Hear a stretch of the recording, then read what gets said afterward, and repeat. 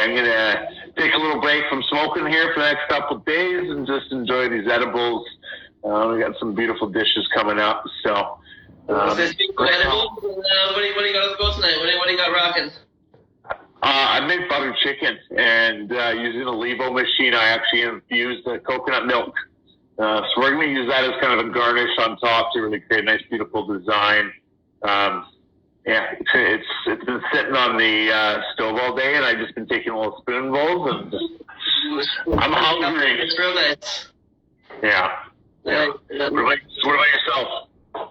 I was going to show again, kind of limited dessert, kind of limited ingredients of what I got left in the house. So I was going to show a super simple way on how to infuse LP cannabis oil into a super simple yogurt dessert. Not yogurt dish, sorry. Oh, delicious. Yeah, a simple little breakfast item. Show you obviously how to build a nice little yogurt bowl with some CBD infused into it. And it's going to be absolutely delicious. We're going to be using approximately 25 milligrams of CBD, and really looking forward to using it up. Awesome. Well, I've seen that was great. Pete's just joined, so why don't we head to Australia and we'll chat with Pete for a bit, and then we'll come back and do some cooking. Awesome. Thanks, Pete, for joining us. Cheers. Hey, Pete.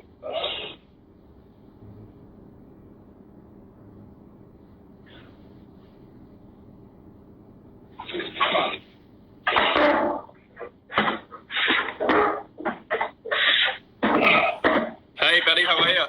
Hey, I'm good. How are you doing? Awesome, thank you. Thanks for having me. Yeah, no, thanks for making some time to chat with me. How are things in Australia right now? How's it's sunny outside, and it's a beautiful day. I'm in Sydney, and it's morning. I just got off a 2-hour podcast with an amazing health professional, so that was awesome. And here we are. I got my food as medicine shirt on for everybody. Are you able to rotate your camera a bit? You're actually sideways. There we go. Okay. There. How do we do that? Perfect. Okay. There we go. I'm not sure how I can stand that up. That there, but I'll work it out. Give me 2 seconds and we'll make it happen. Okay. Right? Okay, I'll just hold it. How's that? There we go. That works. Perfect. Yeah, so obviously lots of change right now. Life's kind of come to a halt. What are things like in Sydney right now? Are you guys on quarantine and self-isolation as well? Yeah, to a degree. They've limited certain things that we can and cannot do, apparently. And it's a fascinating time in human history, that's for sure. And that's, we're living in strange times, that's for sure. But we always have been. A few things are playing out at the moment. And, the good thing is we can still go outside, get sunlight, and we can exercise, we can eat beautiful, nutritious food. And so the pillars of health are still the same.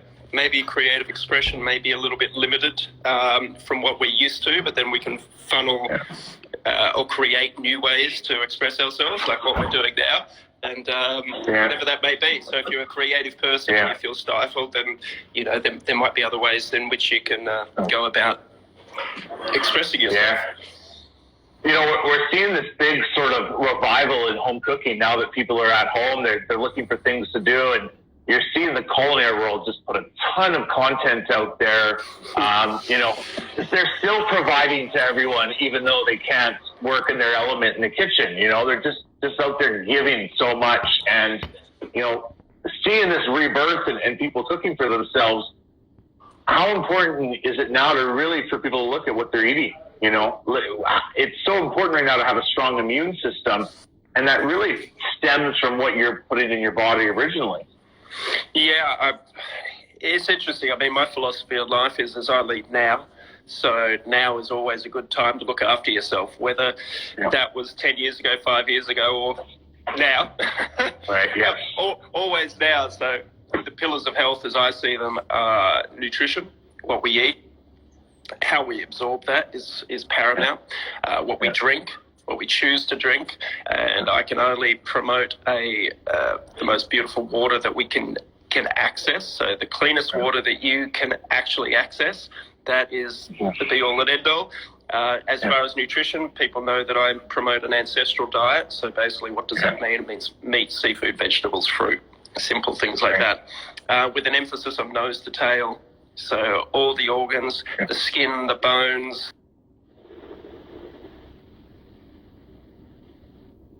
Squeamish, but as chefs, we understand that there's great ways of cooking this sort of stuff, and it's cheap, and it's delicious, and it's the most nutrient-dense food on the planet.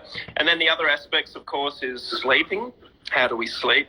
How do we move our bodies? How do we breathe? The most important part of this is how do we communicate to ourselves, with our internal dialogue of our belief systems, and how we connect with other people in this environment.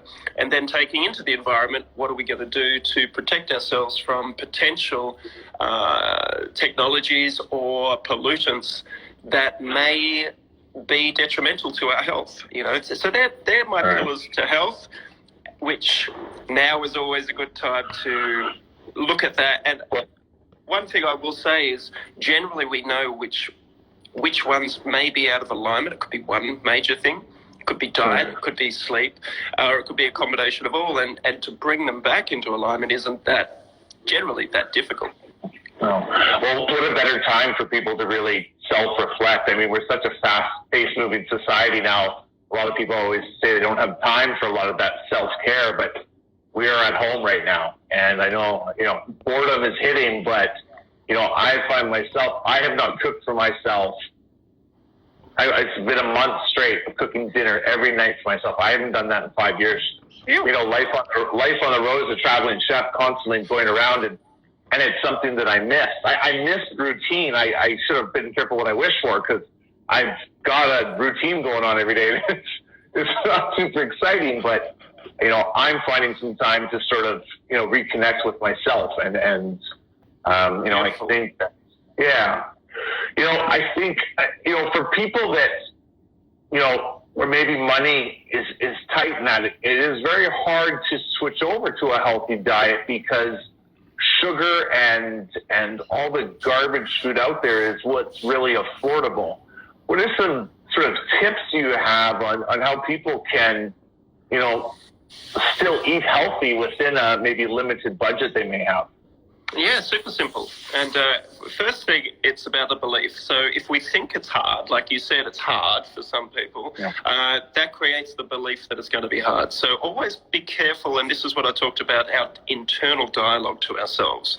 So if we see this potentially as an adventure, that we can create the rules and it will be fun, it will be joyous, it will be a way to love ourselves, it can be extremely delicious, and it can be easy, and it could also be cheap.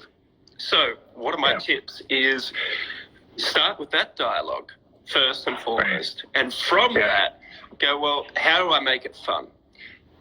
Have I got anyone else that I can cook with in my household? Have you got children? Have you got a loved one? Have you got your parents? Have you got an extended family? Have you got flatmates? Whatever that may be. If you live alone, then how can you make that fun? You could start by putting on music. You could do a two-way screening like we're doing here with somebody else. So you're teaching somebody or learning something. So it's about the way that we go about this. So play could be one, being fun. I mean, whenever we cook at home, I put some incense on, and we put it on, like yesterday, for instance, was a great day. We did the global meditation, myself and my daughters. And in this house, and my wife was up on the farm where she lives, so we're in different places at the moment. We all did the global meditation, and so did my mum. But then afterwards, we were listening to the Beatles all day.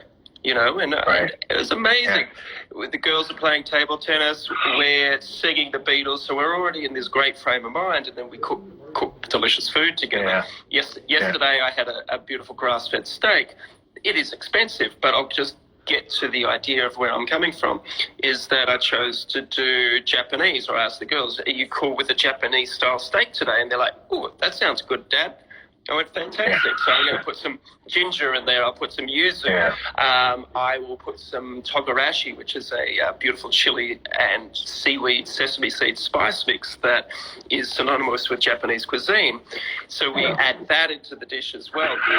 But to to go back to how do you do it on a budget, I would say start with, in Canada or America, I think you call it ground beef or ground meat. In Australia, we call it mince meat or mince. So that is always sort of the foundation, I find, because it's got good fat. It's cheap. You can do so much with it. If you look at every culture around the world, there's a recipe for ground beef, and whether you get that from game meat, whether you get it from lamb, whether you get it from goat, whether you get it from beef, whether you get it from chicken, whether you get it from free-range pork, it's up to you which animal you choose to get it from. And from that, you can add any spice into it or any herb and then take it down any direction. You could do Italian one day, French the next, South American one day, Indian another day, Chinese, Vietnamese, Thai, Polish, Russian, you name it. You can keep cooking mince for the rest of your life and never repeat the same recipe.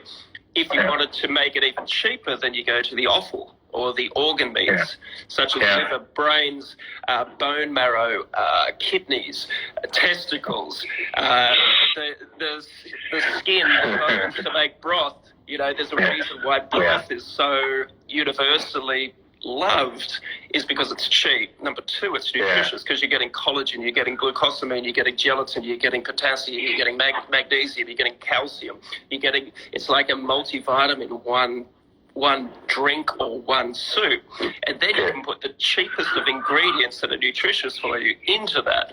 As you know, the secondary cuts, the cuts that are a quarter of the price than anything else at the butcher's store or the supermarket. Now might be a really good time to purchase a chest freezer, even though it might cost you money now, but then you can go in and buy in bulk, half a cow, a whole lamb, half a pig, and start to think about different ways in which you can use these different ingredients that we've always done throughout our evolutionary history. We've always eaten all of it, except now. So reconnect to those ancient practices. Since we met last June when you were over in North America, and we did that piece for Sunday night, and I've had a sort of huge change in my philosophy with my cooking, and it was really looking at superfoods as my way to deliver CBD and THC maybe into a more conservative market. Just about a month ago, I was in Charlotte, North Carolina at a chef-to-chef conference for country club chefs, and they're already starting to have the discussion in some of the most conservative parts of the states, how do we introduce CBD to our clients in that? And it sort of fit right in with what I was doing at looking stuff like ginger and turmeric and omega-3 fats and healthy fish like salmon, using that because we can't yet make the medical claims with cannabis, but we can with these foods.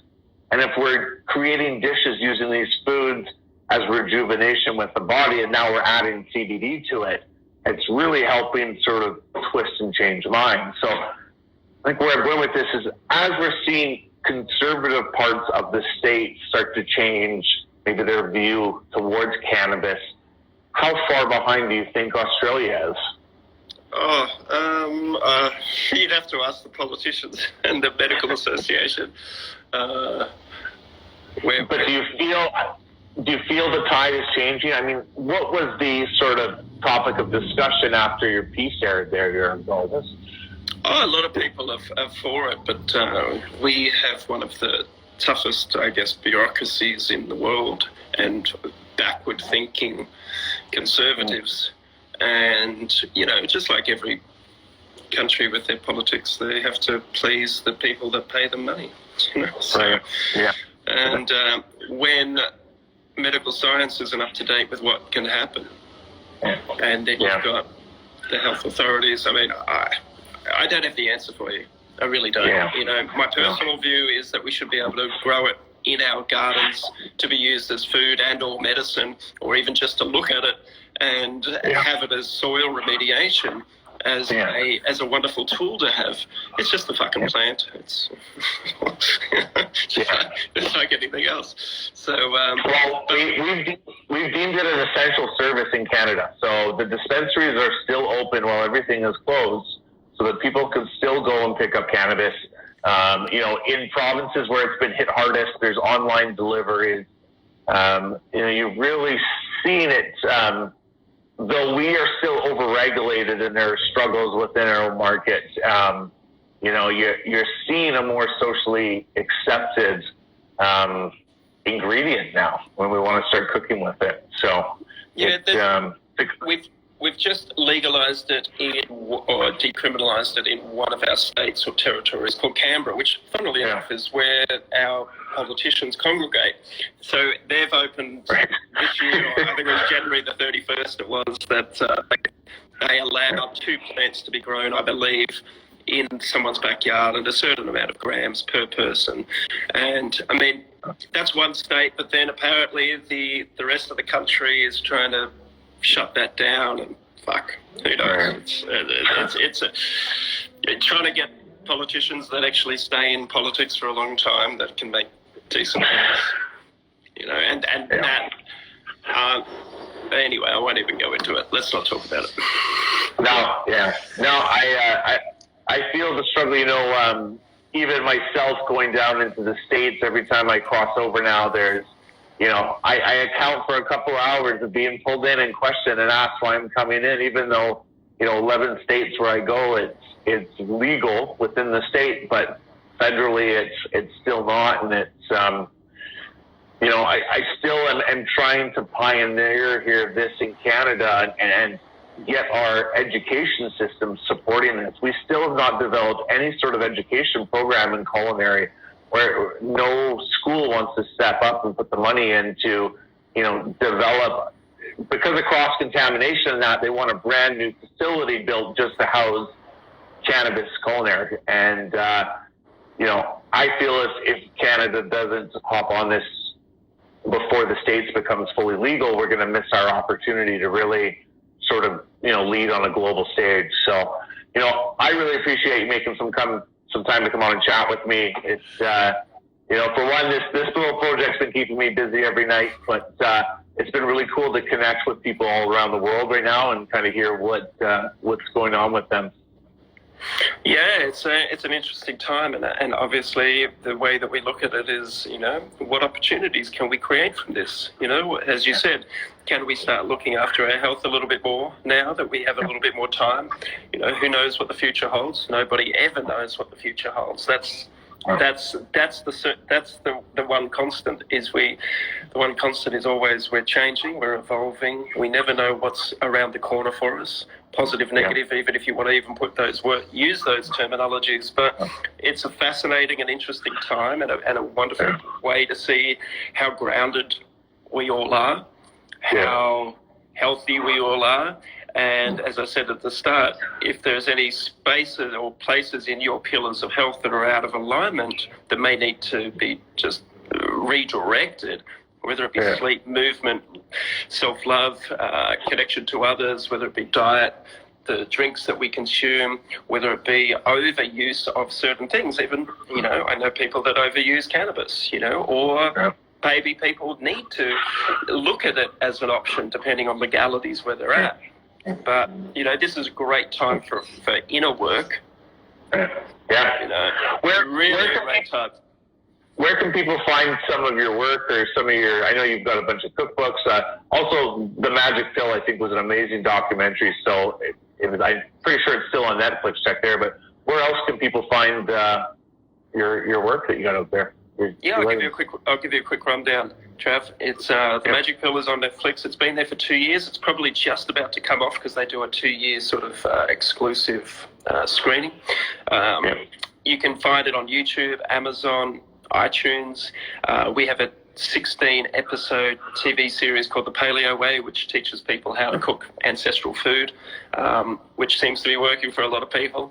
And that is available on iTunes, Amazon, I think YouTube as well. We have a free 10-week program called The Paleo Way, which is, again, completely free. You go to thepaleoway.com. It teaches people how to cook with meat and vegetables, especially all those budget-friendly dishes or cuts that I mentioned before. It has 350 recipes for free, interviews for hours with leading health experts. What else? I've got books available in Canada, America. I've written some with Dr. McCullough. I've got about 25 books that I've released that are cookbooks all about health and nutrition. And what else? And just follow us on social media. We share free recipes every single day on Instagram and Facebook. I'm not on Twitter. It's a strange place. But you can find us there, and or you'll see me out walking the streets or surfing somewhere around the world when the travel restrictions lift again. Absolutely. Well, I definitely look forward to seeing you again one day. And again, thank you so much for making some time to just come chat with me. Oh, my pleasure. And we've got a documentary coming out on cannabis very shortly called The Magic Plant. So it should be out this year. So I've just got the edit sent to me today, so I'm about to watch it today. So awesome. Very cool. All right. Well, hey, Pete, thanks again. And stay well and healthy. Thanks, Legend. Thanks, everybody, for tuning in. Cheers. There we go. Pete Evans, everyone. All right, if you guys want to hang around, we're going to make an infused butter curry right now. Let's just get Cody back. Boom. How's everyone doing? How many people from Australia right now are in here? How about that, Code? Yeah, that's super cool, man. Chef Pete, thanks for coming on, man. That's super cool. I love your philosophy. That's exactly how the Wellness Soldier got started. That's what I wanted to do with veterans, was show them that eating healthy and living a healthier lifestyle is better than the multiple amounts of pills that veterans are given on a daily basis. So I 100% agree with everything that he does. So that's absolutely amazing. Yeah. Hey, I see you got a fire and flower hat there. They've got that Fastlane app for Manitoba and Alberta, where they can actually order their cannabis online on the app and then go pick it up about an hour later. They pay cash or debit or whatever on the spot, but allows for social distancing and then to keep the distance. Keep your distance. That's right. Get that. It feels so un-Canadian to have somebody walk beside you and all you can think of is, get away from me. This, like, 50 seconds. Yeah. So I made a butter chicken tonight, and I'm just, it's actually taken me about 24 hours to do. I started to post this yesterday. I will be posting the recipe. What I've infused using the Levo machine with some coconut cream. So what I've got here, this here has been infused with a tropical truffle strain that I got off Skip the Deliveries. And we're going to be using that as my little topper. So, Cody, while I'm putting the dish together, why don't you show them what you got? Yeah, for sure. Like I said, it's just a super simple application that you can use your LP cannabis oils in. I today am using CBD oil. There's the... There, let's put it a little closer. So we got our ingredients. Everything's super simple. All we're going to do is take our CBD oil. You can tell, especially if you're in Canada, what it says on the label is what it is in the bottle through Health Canada regulations. And again, you 100% know what it is. So this one is a CBD oil from Tilray. And it is 25 milligrams of CBD per milliliter. So all you have to do is take the milliliter, put it in your yogurt. Can't hear you. All you do is take it, mix it in there, and you're done. You can also use the, this is the THC oil that I made the other day with the nectar extracts, if you want the THC infusion. So then you can take the ingredients. So we got the blueberries, a little granola going on here. We got a little dried cranberries, we got a little pumpkin seed, a little chocolate chips for a little sweetness. Gotta have a little sweetness in there. And then boom, it's super simple CBD yogurt bowl. That took less than 5 minutes to make. Took less than 5 minutes to make. Boom. He can't hear you. Your microphone's all messed up. Just let you know. Boom. There it is. Looks beautiful. Looks beautiful. Super simple, super delicious, super easy.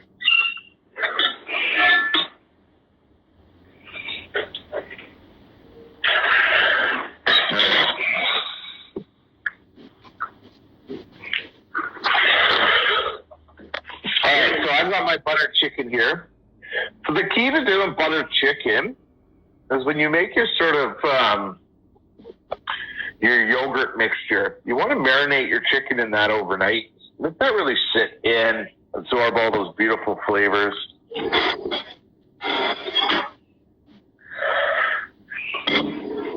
I have been looking at this butter chicken all day on the stove, just fucking waiting for 6:30 to roll around.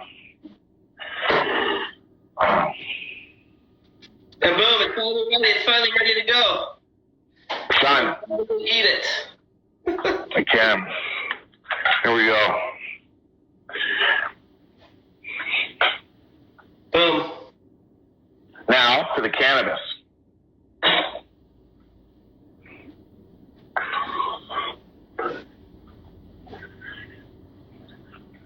Nice, simple coconut cream on the top. Nice, easy little garnish.